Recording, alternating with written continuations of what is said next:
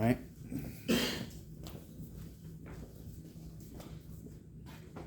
All right, so we're in Revelation 16, and we have 7 bowls of wrath described in, which is 7 judgments. This is like God's ultimate wrath. He's and judgments on the earth. It's kind of twofold. It's judgments, but it's also he's trying to reach those that are out there that haven't. Like everything is, there'll be people that aren't going to want to submit and worship the beast and have the mark of the world order and all that will be going on at that time, and then there'll be Christians that will be fighting against it. But there'll be some that will be undecided. There'll be some that will be on the fence, just in hiding, trying to survive and that kind of stuff. And God's still trying to reach those. We did see that though in chapter 15 that anybody who took the mark of the beast, the 666, that you would need to in order to be able to buy food or anything else during that time, that we would that they would not be allowed into the kingdom of heaven, because you're making your choice as to choosing the world system over God's system.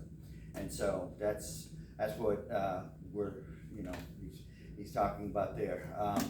But we do a couple thoughts on believers at this time. Some people feel that there will be no believers at this time because the rapture could be a mid-trib rapture, and right before all these judgments happen, God's going to rapture the church out of here.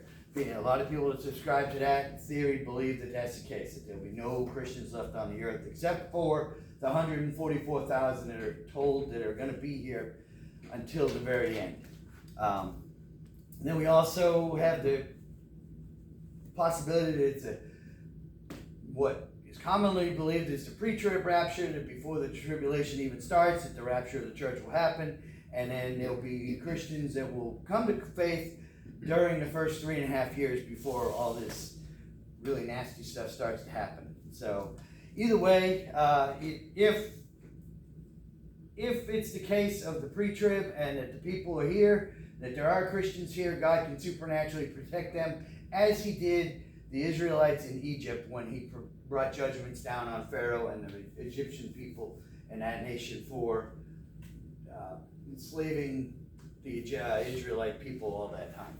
Okay, so, and we see that in Revelation 3:10, the letter to the church of Philadelphia promised that they would be protected during the great time of trouble and testing on the earth.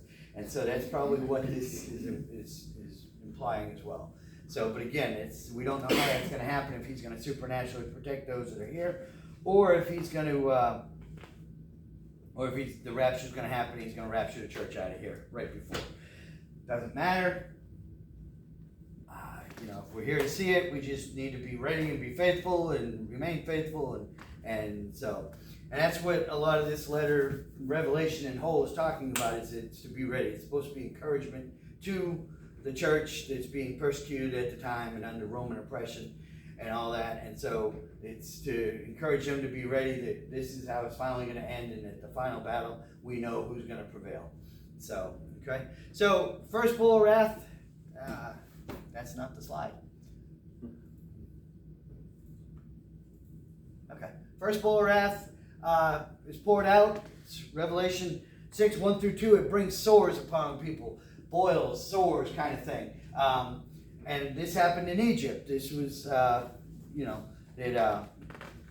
were sores upon the Egyptians. In Exodus 9, 8 through 12, we saw that. Okay. We also see sores and boils as a torment that Satan gave Job. In Job 2, 7 through 8, he was stricken from head to toe with boils. And he knew how to handle. So boils, and Job being one of the oldest books of the Bible and around one of the very first people on the earth, so boils have been around for a long time. And if anybody gets boils, I get boils, they're not very pleasant. And so, but Job knew how to handle them. He broke some pottery and cut them and shaved them, cut them open, and, so, because that if you relieve the pressure, that really helps the boil, but then you got to worry about infection. So, other infection getting in and stuff like that. And so it's it's not a pleasant thing to happen. Well, so boils is poured out upon the earth, and this is targeted towards the people that are following the Antichrist and following Satan's rule and following the kingdom that he has set up on this earth. This is not affecting the believers that are here during this time. Okay, so and so it's just it's just kind of a plain one. It's boils. So, any questions about the first one? Okay. Second and third one is the second one. The sea is turned to blood. It smells like, it's got the smell of a corpse too. It smells like death. Right? Yeah. I'm with you, Billy, on that one. So, but yeah, it's very, very bad. But it turns to blood, and then the rivers. The third bowl is the rivers turn to it as well, and as we talked about, again, this happened with the Nile in Egypt. Exodus 7:14 through 24 talked about the Nile turning to blood, but that did not convince Pharaoh to repent and to let the people go.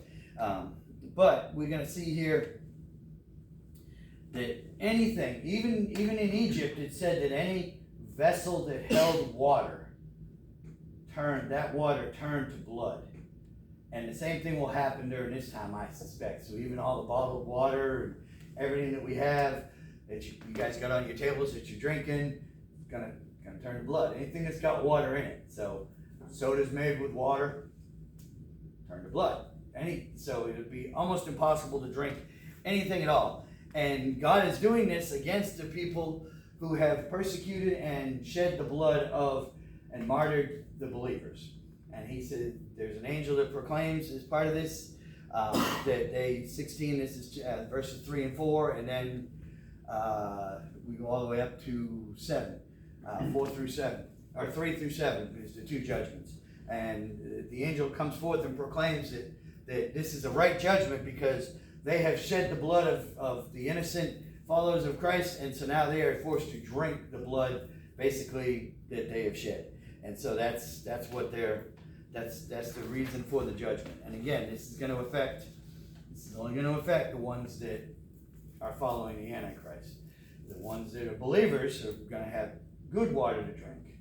And we know that God is a capable God and he can do all that. So, questions, thoughts, comments about it? All right. Okay. Fourth one was Revelation 16:8 through 9. Fourth judgment, fourth bowl of wrath. Gets really, really hot. The sun gets extremely hot and burns the people that are following the Antichrist, following Satan. And so in trumpet number 4, we saw that the sun and the moon lost a third of their brightness. Now the sun is brighter and hotter than it has ever been before. Okay? We talked about in Joshua that, this isn't the first time. There was no judgment in Egypt about the sun, but this isn't the first time that the sun has been used to help defeat the enemies of God. When Joshua was invading, and they were invading the land and taking the promised land, in Joshua 10:12 through 15, there was a battle going on, and how they worked, they would, while there was daylight, they would fight. When it wasn't no daylight, they would stop for the night. They wouldn't fight. And they were winning the battle, but Joshua feared that if they waited until morning, that they might start to lose the battle. Everybody regrouped and all that stuff. So he prayed to God and asked for God for the sun to stand still. And it says in that passage that the sun stood still for a day, didn't move. And so they were able to keep fighting and defeated the enemy in that battle that day. And so we see that God uses the sun and all these other ones, anything he wants in order to bring judgment. So sun could burn out in this, okay? Yeah, I think I covered it all. So, but yeah, the sun could burn out in this, and a lot of people believe that that's what's going to happen with this. A lot of the people that want to put science behind all this stuff and give scientific or Mother Nature explanations for all this stuff. They will say that the sun's going to burn out, which is going to lead to the next one. So that the next one would just be a logical occurrence of it, is that there is darkness upon the land. Okay? There's some question as to whether this encompasses the whole land. The Bible specifically says that it'll be on the throne, on the seat of the Antichrist. Okay, the seat of the Antichrist, or the capital city, or whatever, however you want to say it, is, believed to be Babylon. It's referred to as Babylon many times, and so we don't know if that's Jerusalem that's being called Babylon at this point because they're so wicked, or if it's the actual city of Babylon being rebuilt, before the tribulation starts. Don't know, but it's gonna fall on. It's gonna be poured out on his throne, is what it's called, and it'll start there. To the extent of how far it goes, the Antichrist and Satan is going to have rule over the whole world. So in my mind, the kingdom of the Antichrist and Satan is going to be the whole world. So I'm thinking the whole world is going to be dark, but there's both sides of that. And so, again, that doesn't matter. But we do know that wherever the believers are, they're going to be able to have light. Because in Egypt, we saw this, in Egypt 10:21 through 29, the nation of Egypt is darkened. All the land is dark except for Goshen, where the people of Israel stayed. And that part of Egypt had light. That part of Egypt they didn't suffer under that as well. So again, with all these judgments, the believers are not going to have to deal with these things to great effect. The judgments are not against them. They're mainly targeted towards the people that are following the Antichrist. Okay.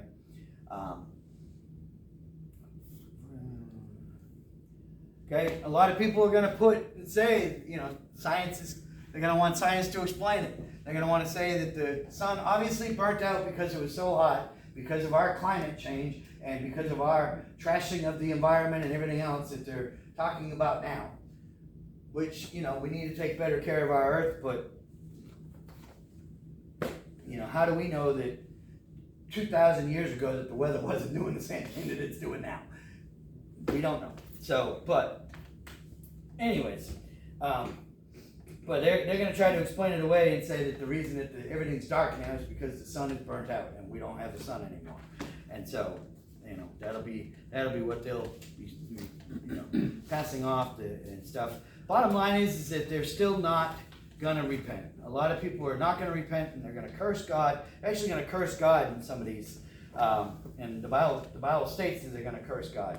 And so we will. And one other thing is that now the sores they still have from the first judgment, and now they got sunburn on top of it. So they're really suffering in agony here. And now they're in darkness, and so now they're saying that the Bible says that they're going to suffer, and there'll be a lot of,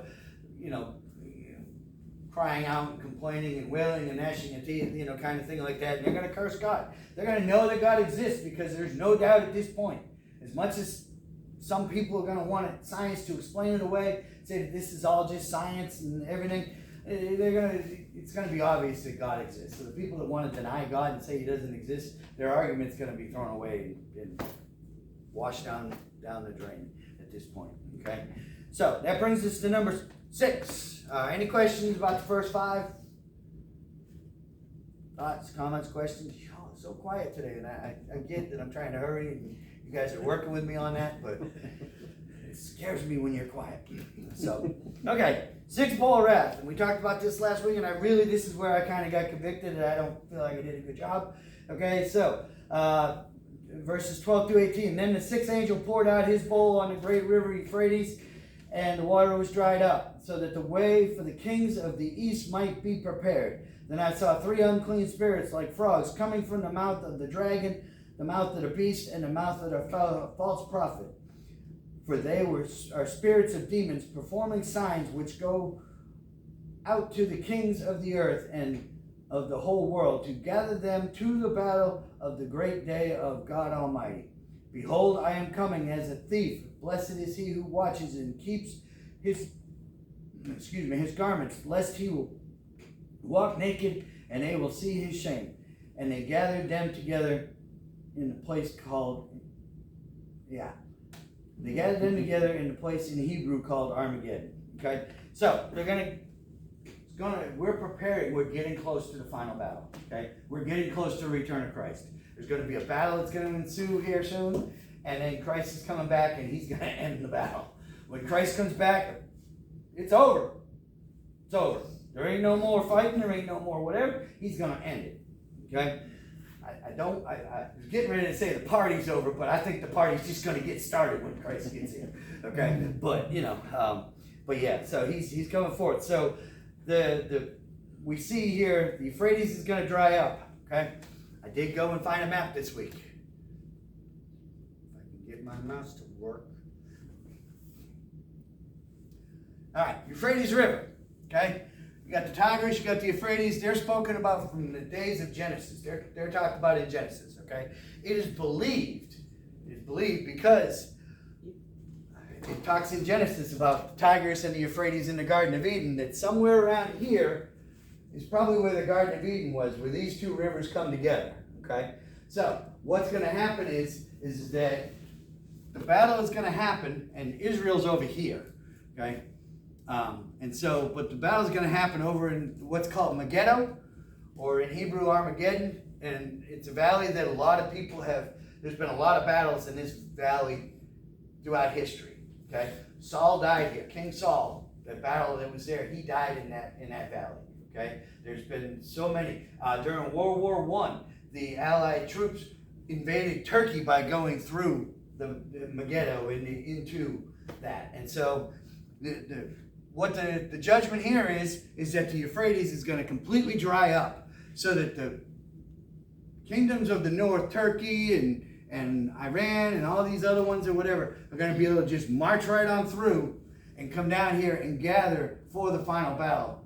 And they're going to, these spirits are going out, these frogs, but they're actual spirits, are going out, and they're going to gather all the world leaders under the reign of the Antichrist. Remember, he controls the world now. He controls all. He's got different kings and stuff throughout this time, and they're gonna go and they're gonna gather all these armies together, and they're gonna gather all these people together to come and to fight against God and to fight against their common enemy. And that's what's happening here. And the Euphrates is gonna make it easier for them to do that. And so we're gonna see that and this could in some ways be symbolic, because we're not so much dependent now on this river being dry. It'll make it a lot easier now, but we have the ability to be able to get over this river without a problem. And so this some people feel that this is a symbolic judgment, that everything's going to dry up so much and make it, the land is just going to become desolate to make it so that they'll be able to move easier and quicker and whatever. Again, there's a lot of symbolism in this. I don't know. But if this is literal, then that's what's going to happen. The Euphrates will dry up. But the biggest key here in this, besides the Euphrates drying up, is that these demons are going to go forth, and they're going to gather all the kingdoms that are under the control of the Antichrist, and they're going to bring those armies to prepare to do battle with Jesus and the believers and whoever's here. 144,000 are going to be there and stuff, and so all that at that point. Okay, so they come from the mouth of the dragon, a beast, and a false prophet, and that symbolizes the fact that they come from those symbolizes that there'll be a lot of propaganda against God. Okay, we're seeing propaganda against God in our day now, but it's going to be extremely, extremely controlling at this point in time. Okay, and so the propaganda that anybody that might be on the fence still, they might be able to, with all the judgments and everything that's been happening, they may be able to get them to come forth and to join their side and that kind of stuff, and so we'll see what happens during that time and everything. So, but the biggest thing, and what he's saying in verse 15, and these are the words of Jesus, because they are in red in my Bible. Behold, I am coming as a thief. Blessed is he who watches and keeps his garments, lest he walk naked, so they see his shame. Okay, so basically God's saying, be ready, be prepared. We should be ready at any time.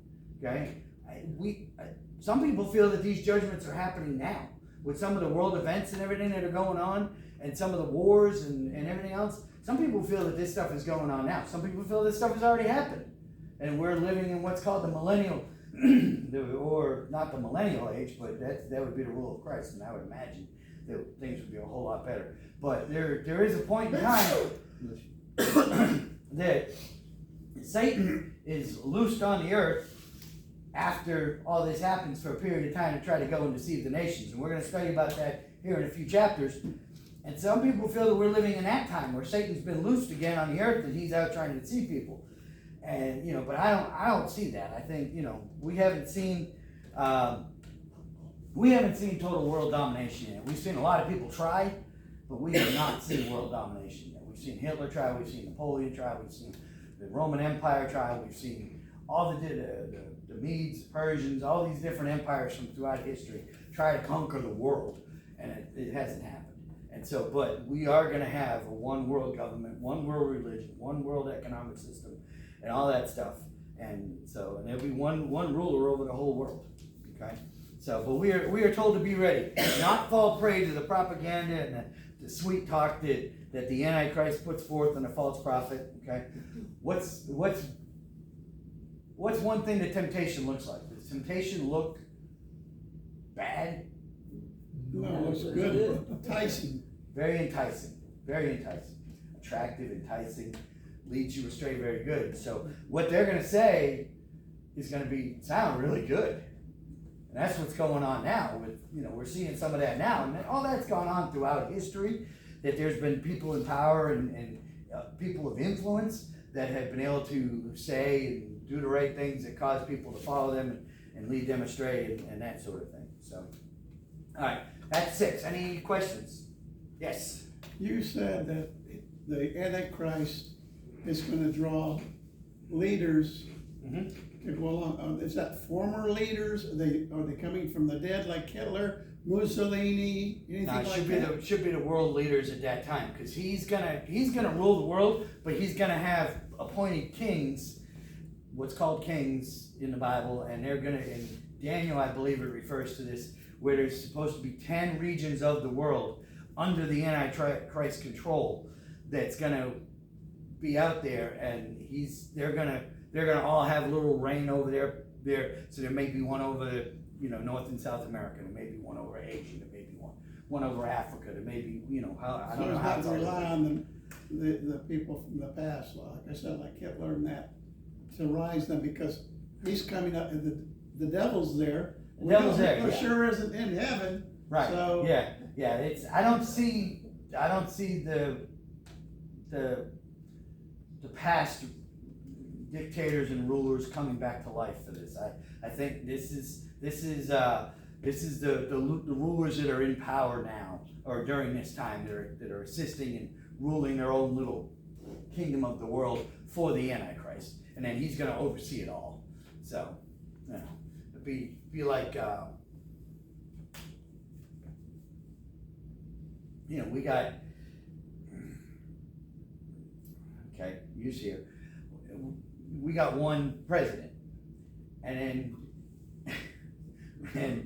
but yet we got all these different states where we all have a governor that's over that particular state. We all have people in power and making decisions on a more local level than just the one guy sitting in Washington, the people sitting in Washington. Yeah, they're making decisions too that affect everybody, but we got other people making local decisions. And that's kind of how it's going to be, is that you'll have the Antichrist making all the big time, do this, do that throughout the world, and then, then you're going to have the kind of more regional guys making sure that stuff is under control. Like during Jesus' time, we had Pilate that was controlling Jerusalem. You had different people that in the Roman Empire that they had appointed to keep control of these different regions and stuff like that. So that's gonna be what that is. Now, those are the ones that are those are the armies that are gonna come forth. They're all gonna be the Antichrist army, but they're all gonna come from, and a lot of them are gonna come from the north and the east, and that's why this is a significant if anything else, even if this is symbolic, the Euphrates drying up, it's showing that it's going to be the north and the east is really going to come forth with a powerful attack. There are talks in Daniel or Joel, one of them, that Israel will be attacked from the north. And a lot of people believe that that's Russia, possibly China. So, but we don't know. We don't know that if any of those countries are going to still, or even the United States is going to even be here when all this goes down. So, But any other questions? Bruce, Yes. how could anybody possibly have a question when you make this so clear? I appreciate that, Hank. But That's why I asked my question, because you're talking about the most massive killer leaders, yeah, and Hitler was probably one of the best at what he did, yeah, unfortunately. yeah. That's why I would just wonder if he would actually draw him from hell. I don't or believe Hades. so. Yeah, everything I read does. I've read a lot of different commentaries and stuff like that, and I haven't read that where that's a belief anywhere. I think that he's gone. It's done. And stuff. And so I don't think that's him. And that's the scary part of this, is that there's gonna be people worse than Hitler during this time. So, so that's kind of the sobering part of that. Let's put it that way. Okay. All right. So, all right. Then we get 17 through 21, the last bowl of wrath. Okay, seventh bowl of wrath. All right. It says, then the seventh angel poured out his bowl into the air, and a loud voice came from the temple of heaven, from the throne, saying, "It is done." And there were noises and thunderings and lightnings, and there was a great earthquake, such a mighty and great earthquake as had overcome since been on the earth. Basically saying there's never been an earthquake like this before. And the great city was divided into 3 parts, and the cities of the nations fell. And the great Babylon was remembered before God, to give her the cup of the wine, the fierceness of his wrath. Then every island fled away, and the mountains were not found. And this is the part I really like. And great hail from heaven fell upon the earth, each hailstone about the weight of a talent, or about 100 pounds in our conversion. Men blasphemed God because of the plague of hail, since the plague was exceedingly great. So, okay. So those aren't 100 pounds, but that was about the best picture of hail I could find. So, but mountains are going to fall flat. Okay, the islands are going to fade away. The cities that are ruling the earth with these different leaders in these different regions and whatever are all going to collapse. Okay, a lot of people believe that during the flood, remember the flood, Noah's flood, that before the flood, that all land was tied together. All the continents were all tied together in one big landmass. A lot of people believe that that's the case. And then during the flood, God broke them apart and moved them to where we see them now on the map. Okay? Some people believe, and I could see it happening, that God's putting them back with this earthquake and these things. The mountains gone. The islands disappear, run away. So the water is gonna, if the land does move like that, the water that's in the ocean is gonna, obviously be displaced. And so that would cause flooding over some of the land and everything. And so there's a lot to this, okay? And so, that's one thing that's gonna happen. So this is gonna be a major event on the earth. An earthquake like the world has never seen, and we've seen some pretty powerful earthquakes over the centuries. And then, every island will flee away. And so I think that's what that means, is that they're just gonna get flooded over, because if the land and everything is shaken up, we got tsunamis and all this other stuff, they're just gonna flood parts of the land and everything. And so, that could be the other variable. God might not put all the land together, but he might put, it might just be tsunamis and other stuff caused by the earth shifting so much that it's gonna, flood huge parts of the world. Cause, turn land now into water and vice versa or whatever. And so, Were you watching Quest Channel this morning? Because no. that was part of how the earth was made, and what scientists have said about the Titanic plates going over each other. Yeah. And they're saying that in the future that it's gonna go over it, the Pacific Ocean is gonna disappear, and Australia is gonna be sitting on top of us, and Russia and everything else. Yeah. Now that was less than an There you hour ago when I saw that, and I just like, whoa. Yeah.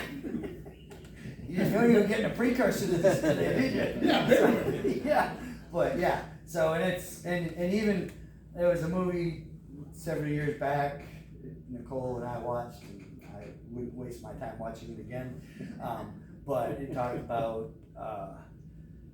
artificial intelligence, and they're being able to make artificial intelligence so that, this one couple, lost their son. Their son died, and so they went and they got an artificially intelligent replication of their son. And then they ended up having another son, and they didn't want the artificial one anymore, and all this stuff. And it was kind of like a Pinocchio story. He wanted to be a real boy, kind of thing or whatever. Well, the final scene, somebody was telling him, you need to go to the lady with the light. You need to go to the lady with the light. And he found the lady with the light. He was sitting in this submarine thing or whatever, and they showed the Statue of Liberty completely flooded, like water up over, because the polar shift is happening, and the ice, the glaciers and all that stuff is melting, and they're gonna flood the water, the earth, the seas are gonna flood. There was so many subliminal extra stuff in that movie. It was ridiculous. But yeah, so the final scene in that, he's sitting there for centuries begging that lady with the light to make him a real boy. And so, just crazy. But my point in saying that is that movie showed that, it's gonna be flooded, and that could happen by what they're saying, and with the ice caps melting and everything else, or by the plates shifting and the earthquakes happening and everything, and the tsunamis that come with it. The whole eastern side of the United States might be wiped out. Who knows? We don't know. God is possible. He has said that he will not destroy the earth with a flood, but that doesn't mean he ain't gonna take out parts of it. He ain't gonna destroy the whole earth. The Pacific Ocean will disappear Okay. instead of the Atlantic, and that was the way the plates are sliding right now. That's how what they're predicting. And then Okay. California is gonna fall off into the sea. I've heard that for years. Yeah. But your movie you were just talking Yeah. about, I watched it last week. Okay. All right. Oh, I Yeah. saw that. Okay. Yeah. So, but yeah. So, a couple other times that this kind of happened. God used hailstorms in Joshua 10 as a judgment, and then also Ezekiel 38. We see God uses them as hailstones as a judgment to punish the enemies of God. And so this will happen again, and people are going to curse God again. And a lot of these, the Bible says that they're going to curse God. They're going to blaspheme God. And that's what it says here in the last verse. Men blaspheming God because of the plague of the hail, since the plague was so exceedingly great. So even worse than the earthquake was the hail. And so, and 100 pounds of stone, that's, I wouldn't want one of them to hit me. So, and again, this is targeted to all the believers, all the non-believers. This is targeted to all the non-believers who are cursing God. But they will say she didn't wipe it on unclean. Right. So, that hailstone's gonna weigh more than you believe. Yeah. So, but, okay, any questions about the bowls of wrath? think we're finally through it. We can move on to the Scarlet Woman on the Scarlet Beast next week. That just gets really interesting. So, but any questions, comments, thoughts? One other thing I'll add is that it is believed that these bowls of wrath are going to be poured out just like that. There's not going to be a wait. These things are going to happen quickly. That's the belief. Don't know for sure. We do know that this will happen in the last 3.5 years of the tribulation, the Great Tribulation time. But I don't know if it's going to take 3.5 years for the full effect to happen, if they're going to live in darkness and all that stuff for 3.5 years, or they're going to be in the sun for 6 months and then the moon. But we don't know the time between each one, but it is believed that these are going to happen very, very quickly. So you can take that for, so. Okay, thoughts, comments, questions? Just want to stop that.